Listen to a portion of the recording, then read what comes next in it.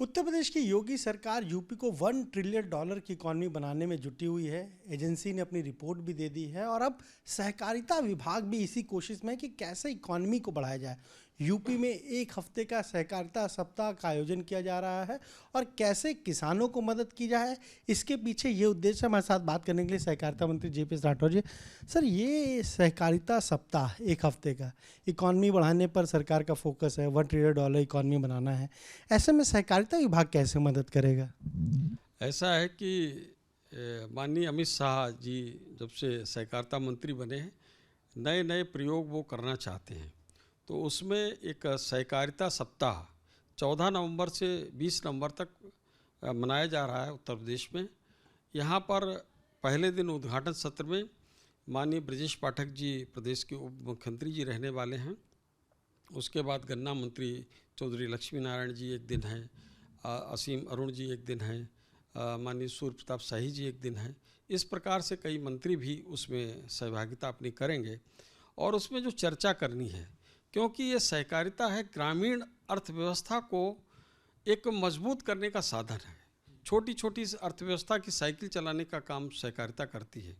तो उसमें नए नए प्रयोग कैसे हो जाएं और अगर सहकारिता में भी मतलब मार्केटिंग कैसे होनी चाहिए, नए उत्पाद कैसे बनने चाहिए, और उसके साथ साथ अगर कोऑपरेटिव और मतलब में प्राइवेट पार्टनरशिप भी करनी पड़ जाए तो उसको कैसे किया जाए।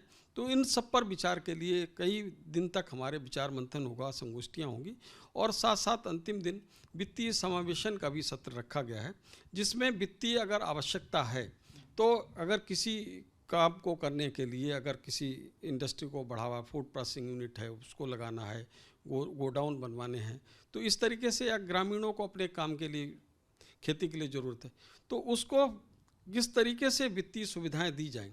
हमारे पास उत्तर प्रदेश कोऑपरेटिव बैंक है, डिस्ट्रिक्ट कोऑपरेटिव बैंक्स हैं, उत्तर प्रदेश सहकारी ग्राम विकास बैंक है। तो इन बैंकों के माध्यम से हम काम कर ही रहे हैं और उनको किस तरीके से बेहतर तरीके से इन सभी लोगों को सुविधाएं दी जा सके, ताकि कोऑपरेटिव भी बढ़े और लोगों को ज़्यादा से ज़्यादा उसमें सहभागिता हो और लोगों को भी तरक्की हो। और जो माननीय प्रधानमंत्री जी ने सोचा है कि हमको आगे आने वाले समय में $5 ट्रिलियन की इकोनॉमी बनानी है, उत्तर प्रदेश को $1 ट्रिलियन की इकोनॉमी माननीय मुख्यमंत्री जी ने अपना सपना देखा है, तो उसको पूरा करने में सहकारिता का बहुत बड़ा योगदान हो सकता है। यानी हम माने कि जो ग्रामीण अर्थव्यवस्था है वो भी बेहतर होगी और यूपी के विकास में वो भी अब मदद करेगी निश्चित रूप से। और माननीय मुख्यमंत्री जी ने अभी हम लोगों के कल ही एक बैठक की है, तो उन्होंने हम लोगों को निर्देश भी दिया है कि ये जो है बैंक को गांव-गांव तक पहुंचाना है। तो इस प्रकार से बैंक का वहाँ पर हो कि किसी भी ग्रामीण को अधिकतम 4-5 किलोमीटर से ज़्यादा ना चलना पड़े और उसको बैंक की सुविधा मिले। तो उसको अगर किसी प्रकार से लोन लेना हो, पैसा जमा करना हो, तो उसको 4-5 किलोमीटर चल के आ जाए और अपना सुविधाएं बैंक की सब लें। तो दूर दूर तक उन्होंने कहा कि बैंक मैपिंग करिए, जहाँ जहाँ बैंक नहीं है वहाँ कोऑपरेटिव बैंक खोलें, ताकि हर ग्रामीण को बैंकिंग की सुविधा दी जा सके। सर, आप सहकारिता मंत्री तो हैं लेकिन चुनाव प्रबंधन के भी माहिर हैं और पूरा यूपी में बीजेपी चुनाव प्रबंधन का काम आप ही देखते हैं। मैनपुरी में बाई इलेक्शन है, रामपुर में बाई इलेक्शन है, खतौली में बाई इलेक्शन है। खतौली आपकी सीट थी, आप कह रहे हैं जीत जाएंगे। मैनपुरी का उपचुनाव बीजेपी कैसे कह रही कि वो जीत जाएगी? नहीं, मैनपुरी के सारे समीकरण हमारे पक्ष में हैं और पिछली बार भी माननीय मुलायम सिंह यादव जी जब चुनाव लड़े थे, मात्र मुझे लगता है कि 90,000 वोट से ही जीते हैं। तो इतनी बड़ी शख्सियत में भी भारतीय जनता पार्टी के कार्यकर्ताओं ने और टक्कर दी है। तो मुझे लगता है कि आगे आने वाले समय में जनता का पूरा मैनपुरी का आशीर्वाद हमको मिलेगा और भारतीय जनता पार्टी का प्रत्याशी मैनपुरी से हर हाल में जीतेगा और खतौली भी हम जीतेंगे। रामपुर भी जीतने की पूरी तैयारी चल रही है। पूरी तैयारी चल रही बीजेपी की। एक सवाल ये कि डिम्पल यादव तो का नाम घोषित हो गया, वो कल नामांकन भी दाखिल करेंगी, पर बीजेपी का तो अभी तक उम्मीदवार भी नहीं फाइनल हो पाया। तो बीजेपी को उम्मीदवार सबकी सहमति से राय, तो एक व्यक्ति को तो है नहीं, एक व्यक्ति की पार्टी तो है नहीं, कोई पब्लिक प्राइवेट लिमिटेड कंपनी है नहीं कि एक व्यक्ति तय कर दे किसको। वहाँ एक व्यक्ति की पार्टी है, उन्होंने अपनी तय कर दिया। उनको भी कोई कार्यकर्ता नहीं मिला तो उनको जो है अपनी पत्नी ही लड़ा रहे हैं। तो इस तरीके से अपनी पत्नी का टिकट घोषित करना हो तो उनको जल्दबाजी स्वाभाविक थी, नहीं तो दूसरे लोग कार्यकर्ता कूद पड़ते। तो इसलिए उन्होंने जल्दी करके अपना वो कर दिया।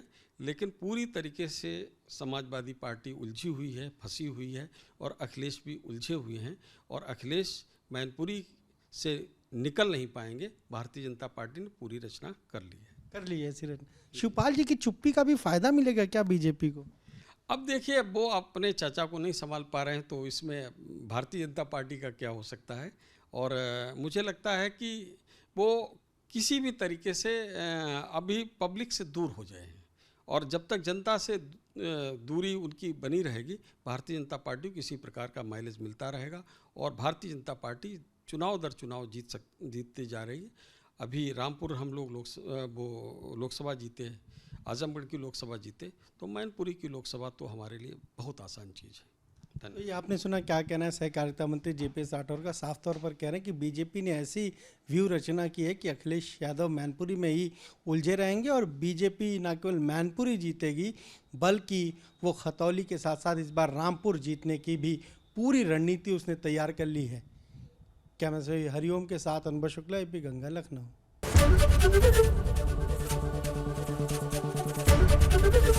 ABP गंगा, खबर आपकी, जुबान आपकी।